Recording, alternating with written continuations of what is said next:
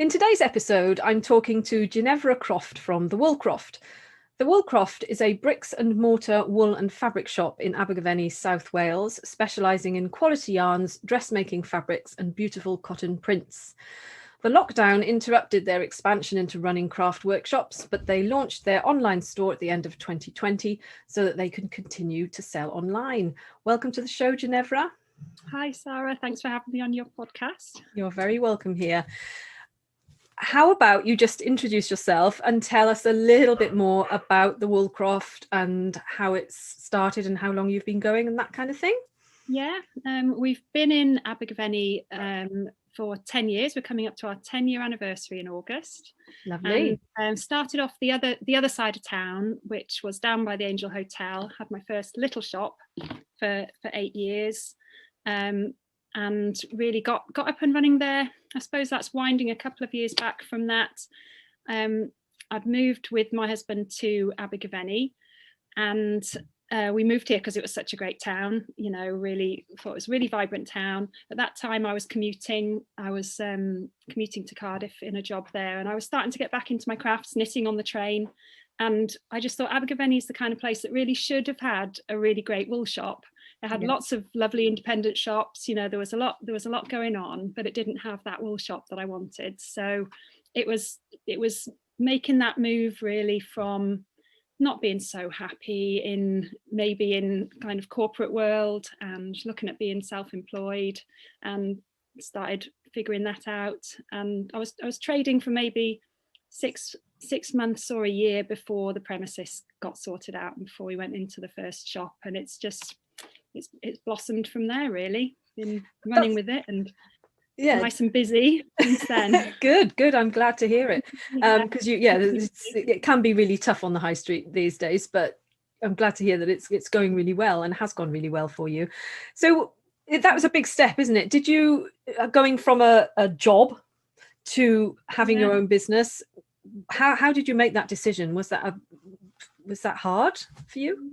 It was a little bit dip my toe in the water, you know, kind of like I said, I started doing my research and started running it, I suppose, as a side business, getting in touch with crafters locally, finding out, you know, was it something that other people wanted? Is it just something that I wanted? But no, found a lot of people who I thought would welcome it, and started building up that network. So I think my confidence grew, really. And then there was just a point when it didn't feel like a big decision. It felt like just ready to go. And it felt the shop the other side of town, because we only moved to this premises I'm in now. We're in a bigger shop the last 2 years. We moved here 2 years ago. Yeah. And that little shop just felt like the perfect way of starting. So it felt like lots of things, you know, coming together at the right time, and secured the lease and off we went. So did you have any experience running your own business before that? Or what did you do as a job before that? Did you have any transferable skills, or what was the hard? Well, yeah, I was my degree's in software engineering, so I was working in IT, but in a kind of a people part of IT, to do with, you know, user experience, dealing with people. I'd say I brought all of that, and the IT, to be honest, it's never been wasted. I love my spreadsheets, and that's never wasted in a business if you're trying to get organized. So I brought all of that to it, but really just approached. I hadn't had any experience of running my own business apart from a bit of independent kind of website design that I'd done for people, you know, just one-offs really in the early days of the internet, it feels like now. 20 years ago. So that's a long time. But that felt like all of that was, you know, trying things out. Brought all of that with me, and I'd say I approached setting up the business just really what would I want as a customer? You know, what do I want my shop to look like? What do I want from the service? What do I want that isn't being done already in the town? So I felt like I brought my I'm a knitter kind of, I'm my customer. What, you know, that was the start of it, I'd say. Which I think is a pretty safe way to go, really, because like if you're producing something that you know you want, and that there are plenty more people who have the same hobby as you, so that makes total sense. So when you first opened the shop, I guess it's slightly different when you're opening on a high street than if you're opening purely online. Yeah. Was it just a case of natural footfall of people finding you, or what did you do to actually launch and spread the word a little bit wider than just sort of that street in Abergavenny? Yeah, I mean, it felt fairly organic. I think that's the right phrase, isn't it? It was definitely about putting the word out in the town. I did do a couple of the local newspaper ads. I had a sign in the window after I got the lease, but before I was ready to open, saying coming soon. Yeah. You know, that was there. People said it felt like for a very long time. That was there for a couple of months, and they were champing at the bit. So that was good, and it does have good footfall down on Cross Street in Abergavenny. I could see that there were lots of people going past. Yeah. What else did I do? I was in touch with networks of knitters, because I'd started a knitting out group out in the Angel Hotel, and we'd been there, you know, 6 months a year. So I felt like I was spreading the word through the networks, and then I set up things like the social media side of things, and started telling people that way what we were doing, really. Yeah. And I actually can't remember when I put a website up. With all of my background in IT, it wasn't ever about that for me. It was, crafts are a very touchy-feely, kind of get your hands on it kind of, you know, especially wools and fabrics. And so I'm pretty sure I had a one-page website from the start, but it didn't change much over maybe 6-7 years. It was pretty much just your here we are, come and see us kind of website. And so obviously, as with so many people, lockdown last year and you having to close your doors, what was your first reaction when that happened? What did you do? What did I do? Yeah, well, I was within a few days of the lockdown, I was down here with doors shut. I suppose, figuring out how do you do this very tactile business, you know, which wool and crafts really is. How do I do that without seeing people? So it was definitely about keeping in touch.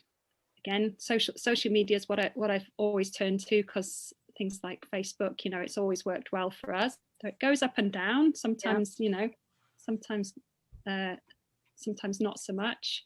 But it was very much letting people know that we were still here, making sure, to be honest, I was really glad to have got my hands on a pack of bright coloured printing paper and printed off, you know, we are taking orders, send us a message, and put it in the window. I just felt like that was just something to say, to connect with anyone to actually see we were still here if they needed us. And I built that up, I'd say, you know, to a bit more of a structured, social media kind of. So it was just a case of, if somebody would send you a message on Facebook, have you got XYZ yarn in XYZ colour? And you go, how many it's not a roll of yarn, is it? How many skews of ball of, how many balls of yarn do you want? And, you know, I guess send you a bank transfer or whatever, or take the payment over the phone, I suppose you can do. And that was it. So how long did you run it like that? Before you decided, we need a website and for people to actually buy online? Yeah, I mean, that was a good six months, really. We got through the first lockdown that way, and you know, reopened in the summer with kind of restrictions, but you know, reopened. And I think we got to that point feeling kind of, you know, it works, but it's not very efficient. You know, that was the time. I was very much, I do this a lot when I talk about it, because that's what I was doing. I was on my mobile, you know, WhatsApping and taking photos, and there would be messages to and fro. So what could have taken 5 minutes in the shop was taking, you know, half an hour spread over a few hours sometimes. So I knew that wasn't an efficient way of doing business, but best we could do. Yeah, and I think then thinking about the web shop, it's always something that I'd had at the back of my mind, that if I was going to put a web shop up there, it had to add something, and it had to be like the shop experience that you have when we're here. That's what I always had in my mind. And I thought, well, before all the lockdowns, I didn't see a point in that. You know, we're pretty busy in the shop. People want to get their hands on things. Why would I compete with the big yarn shops? You know, the yarn supermarkets really are the competition then online, and they discount and they got a marketing team. Why would I do that and pay kind of high street rates? Yeah, you know, for why spread myself, you know, into that. Why don't spread myself too thin was always always my feeling. Concentrate on the bricks and mortar and the actual, you know, shopping here, you know, here in person. And we do get people traveling, and I felt like, you know, again before lockdowns, that was very much something we could keep expanding, you know, to let people know further afield that we were here. But the web shop once we were doors shut, felt very much like I've got to figure this out. I've got to find a way that people can use that, and we can be more visible. Yeah. So how did some of those transactions? Yeah, I presume you built the web shop. I presume you built the web shop, did you? It was actually me and my mum. Most of it was done by my mum.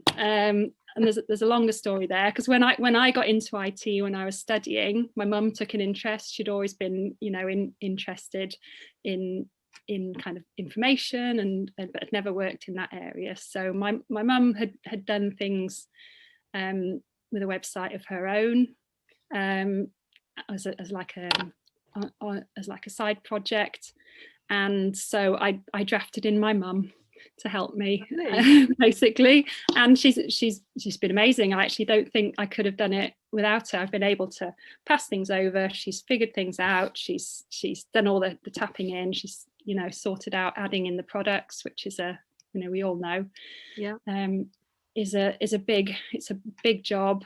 She sorted out some of the technical challenges, kind of kept it going really, and she's still working away for me. I'm still very, very glad of her help, to be honest. And so, what platform did you build? Have you built the website on? Well, we ended up going with Selz, SELZ. That's and that was because I was already using an iZettle payment system in the shop, and at that point they were linked. I mean, there seems to be I don't know if anyone else has noticed, it seems to be a lot changing with the payment providers and the website providers at the moment. People buying out because so many people have had to sign up and starting to do this. Maybe they're adapting to change to the way people are having to do business, I guess. I don't know, but yeah, that's true. That could be a boom kind of industry, couldn't it? You know, remote payments is very much a thing, and it worked out well. The Selz, I don't know if it's Selz or Selz actually.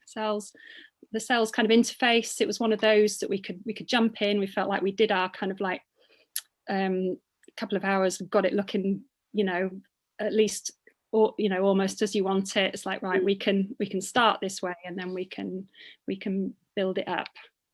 And I'd say it's working fine. I don't think anything's, unless you pay a lot of money, anything's ever going to do everything you want. But I'm really happy with how we launched the first. This feels like the first, I don't know, the first generation of our website. It feels like something to build on. And how did you launch it when you finally had that ability to actually buy online? What did you do to get that out there? To get it out there, well, again, I do really rely on social media. I mean, it's one of the things.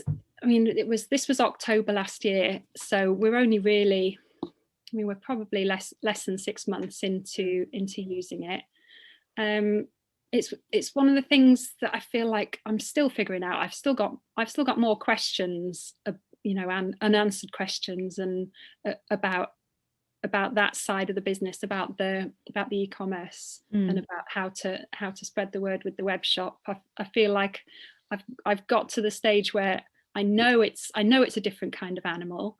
Yeah. You know, it feels like I've got to keep it integrated with my business, but it feels like a totally different kind of animal to manage, you know, to do that thing of how do we let people know further afield that that the web shop is there.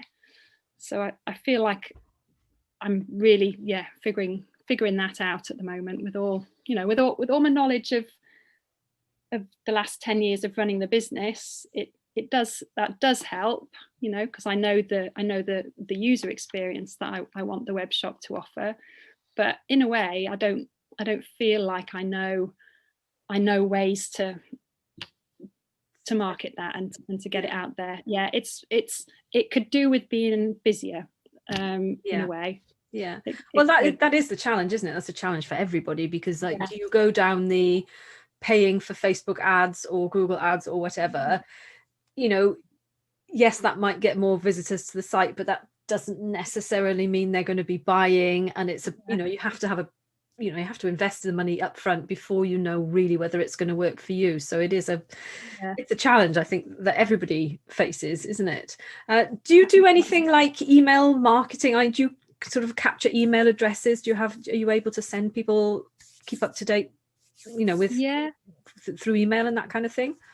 We'd had a newsletter list all the way through since the start of the business, and it's grown and grown. It's how we'd be most successful at advertising our workshops before before lockdown, the craft classes that we were running, and I'd always had good results when I sent a newsletter. In my business, I've never found a good way of putting enough time into sending that newsletter regularly enough. I know that's something I need to do. I know it's something that will work if I can focus the time on it. That's it. It's been a fair stretch, but I know that is something that would work. But then I also think I miss some of the nuances maybe about how to structure the newsletter, you know, to get a response and call someone to action to press this button, and that they're confident enough to, you know, to see something that they like and buy it.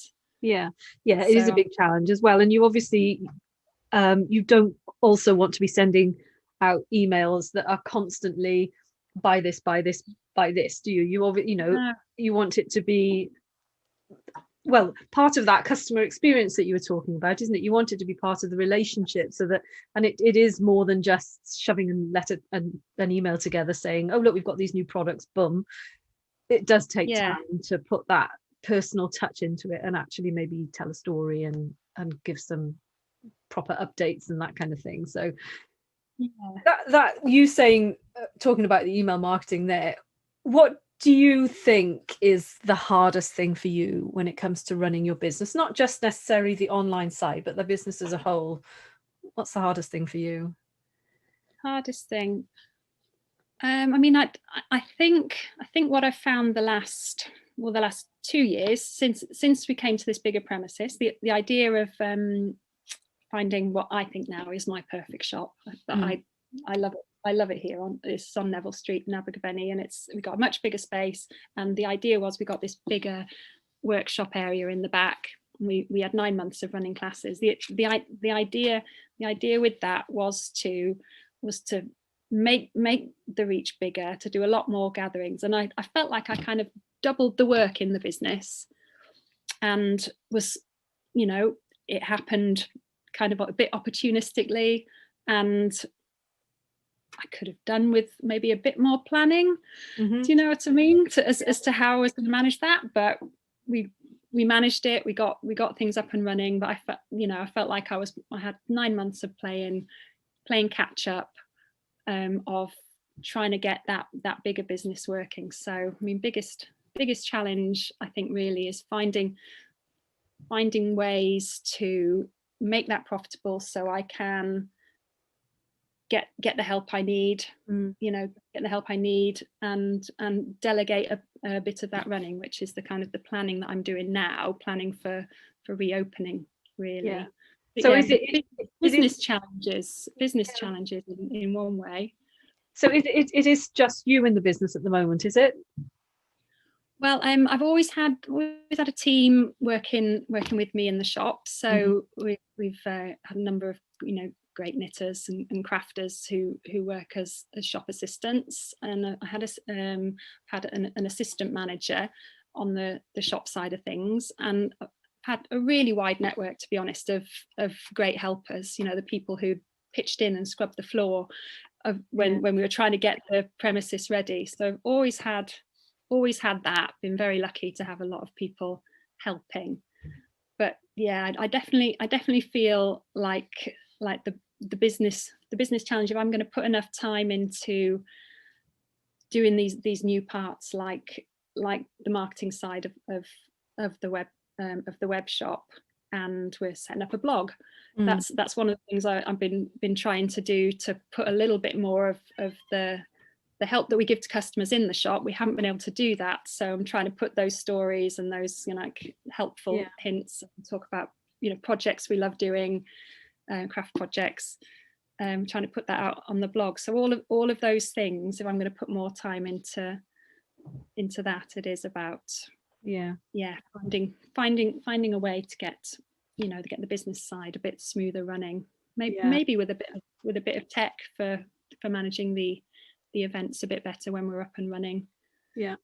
So looking back, because it's 10 years, that's, you know, that's a long time in business terms, really, isn't it, if you think about it? Is there anything you'd have done differently, do you think?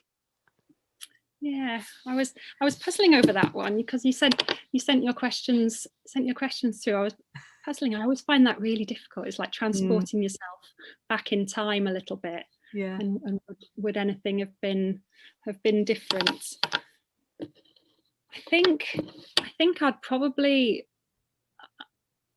I don't know, I would have done any of it that differently. I'd probably have at least taken a holiday once a year, and not you know, I got times when you wear yourself quite thin, and I know now that's not a good idea, but I think I'd still have I'm still pretty happy with my instincts about the business, I think, you know, and about the directions I went and when, and even about not having gone into the online part of the business until now. I think for crafts, with the way that crafts have been working, and the way, again, that the bigger operators kind of work online, I think that was the right thing. That was the right thing to, you know, to wait until now, until there was, you know, a really good reason to do it.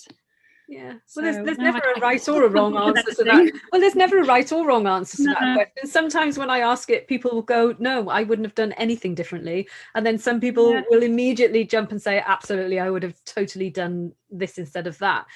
But it's all a personal choice, isn't it? And it's all, you know, certain decisions you made in the past bring you to where you are now, and if you've done it differently, who knows where you'd be now. It could be a completely different business, and it might not be a business that you actually enjoy working in, could it? So but I always like to ask that question, because sometimes you kind of get out some, you know, you can offer advice, you know, it's useful to other people sometimes, you know, to which I guess could ask me to brings me on to another question that I think is quite a nice one, which I'd like to ask you, is if you were giving advice to a friend who wanted to start a business, whether that was a brick and mortar shop, an online shop, or any kind of business, is there anything that you'd say to them specifically as advice, as the most important things to do?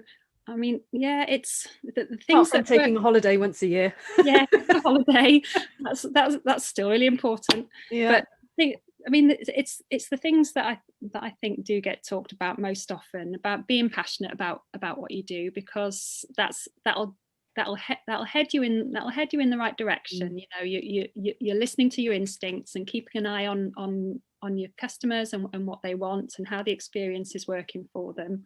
I suppose that is something that you can forget to do.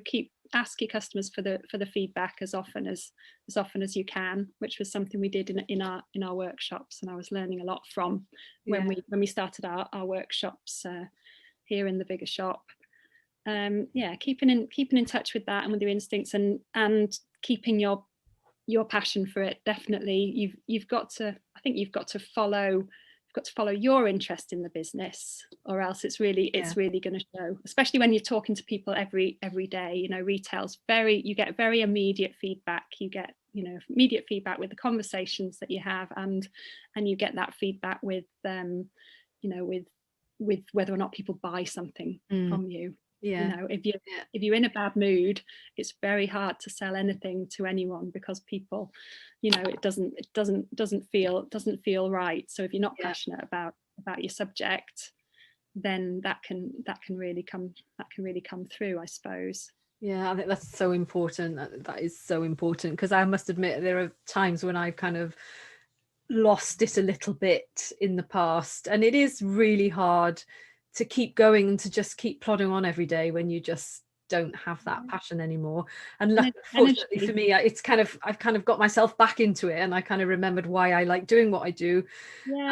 But it's easy, I think, for people to think, oh, well, I can just go and set up a business doing X, Y, Z, because that's really profitable, and not for the right, if they don't do it for the right reason, it ends up, and it can end up as just being even worse than a normal job, because you've got the work to do and you've got all the stress of running the business on top.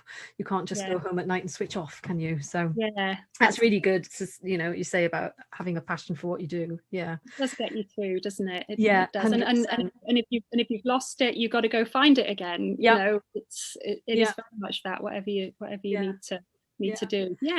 I mean, we're all a bit exhausted, aren't we? You know, there's been moments, in moments where you got to dig deep and find, what's next, and try and about planning the next thing. So talking of planning, different things. Talking of planning, what is on the cards for the Wool Croft?